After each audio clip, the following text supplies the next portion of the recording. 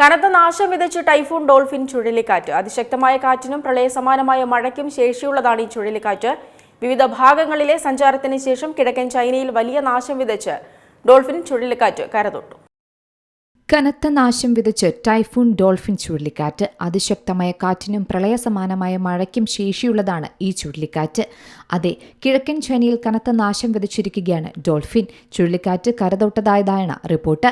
ഈ ചുഴലിക്കാറ്റ് വലിയ നാശനഷ്ടം തന്നെയാണ് ഇവിടങ്ങളിൽ വരുത്തിയിരിക്കുന്നത്. രാജ്യത്തിന്റെ സാമ്പത്തിക സ്ഥിതി തന്നെ തളർത്തുന്ന രീതിയിലാണ് ഈ ചുഴലിക്കാറ്റ് എത്തിയത്. തീരപ്രദേശങ്ങളിൽ നിന്ന് 10 ലക്ഷത്തിലധികം ആളുകളെയാണ് അധികൃതർ സുരക്ഷിത സ്ഥലങ്ങളിലേക്ക് മാറ്റിപ്പാർപ്പിച്ചത്.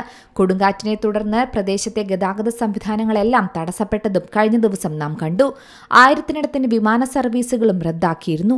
നിലവിൽ ഡോൾഫിന്റെ തീവ്രത കുറഞ്ഞെങ്കിലും ഉഷ്ണമേഖലാ ചുഴലിക്കാറ്റായി അത് മാറിയിട്ടുണ്ടെന്നും റിപ്പോർട്ടുകളുണ്ട്. പക്ഷേ ഡോൾഫിൻ ചുഴലിക്കാറ്റ് ഇപ്പോൾ വടക്കൻ മേഖലകളിലേക്ക് നീങ്ങുകയാണ്. അതിനാൽ കനത്ത മഴയ്ക്കും വെള്ളപ്പൊക്കത്തിനും ഉരുൾപൊട്ടലിനും സാധ്യതയുണ്ട്.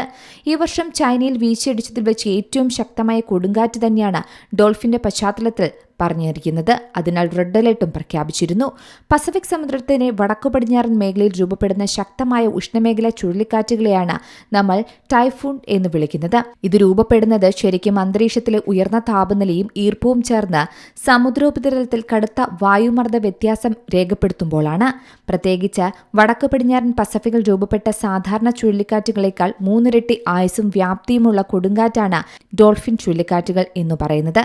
അതായത് ഇത്തരം ടൈഫൂൺ ഡോൾഫിൻ ചുഴലിക്കാറ്റുകൾ കരതൊടുന്നതിനു മുമ്പ് ഏകദേശം 6000 കിലോമീറ്ററോളം ദൂരം സഞ്ചരിച്ച് ഈ ചുഴലിക്കാറ്റ് അതിശക്തമായ കാറ്റിനും പ്രളയസമാനമായ മഴയ്ക്കും ശേഷിയുള്ളതാണെന്നും റിപ്പോർട്ടുകളിൽ പറയുന്നു.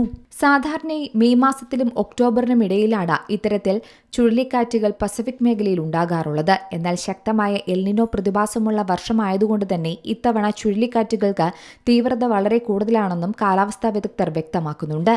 News desk C Malayalam news. ഏറ്റവും പുതിയ വാർത്തകളും വിശേഷങ്ങളും വിരൽ തുമ്പിലറിയാൻ സി മലയാളം ന്യൂസ് എല്ലാ ഡിജിറ്റൽ പ്ലാറ്റ്ഫോമുകളിലും ലഭ്യം.